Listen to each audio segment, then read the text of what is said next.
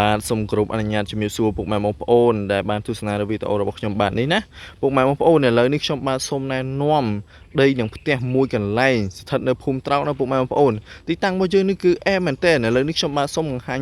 ផ្លូវចូលមកវិញណាពុកម៉ែបងប្អូនណាឥឡូវនេះយើងចុះមកពីខាងផ្លូវជាតិលេខ53ផ្លូវទៅរមាសណាពុកម៉ែបងប្អូនបាទនោះផ្លូវចុះមកពីផ្លូវកន្លែងម៉ូតូកាត់ហ្នឹងបាទចុះមកតាមផ្លូវលំនេះមកដល់ទីតាំងដីរបស់យើងនេះគឺមានចម្ងាយត្រឹមតែ300ម៉ែត្រទេហើយចុះមកពីសាលាគិរីសវណ្ណវង្សណាពុកម៉ែបងប្អូនបាទយើងបត់ទៅខាងនោះប្រហែលជា100ម៉ែត្រទៀតមកហើយមកចូលតាមផ្លូវនេះមកដល់ទីតាំងផ្ទះរបស់យើងគឺត្រឹមតែ400ម៉ែត្រទេសាលាគិរីសវណ្ណវង្សណាពុកម៉ែបងប្អូនបាទចំណែកឯដីនៅផ្ទះរបស់យើងនេះណាពុកម៉ែបងប្អូនក្បាលដីមានទំហំ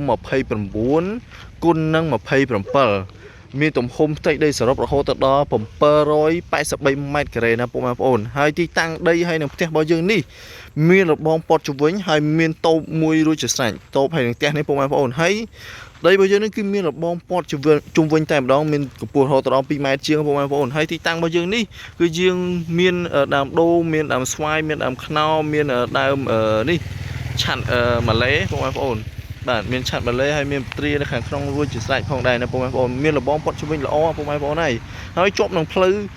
គ្រួសក្រហមដែលមានទំហំ6ម៉ែត្រណាពុកម៉ែបងប្អូន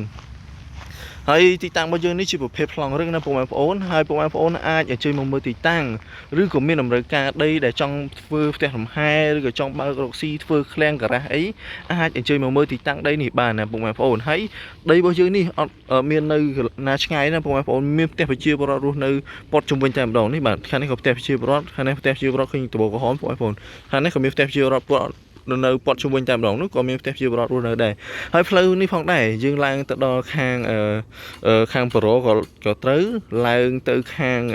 ផ្លូវជាតិលេខ5ក៏ត្រូវផ្លូវអាស៊ាន Highway ពុកម៉ែបងប្អូនហើយពុកម៉ែបងប្អូនទីតាំងដីនេះគឺល្អតម្លៃត្រឹមតែ20000ជាងទេណាពុកម៉ែបងប្អូនអញ្ចឹងហើយពុកម៉ែបងប្អូនមានតម្រូវការដី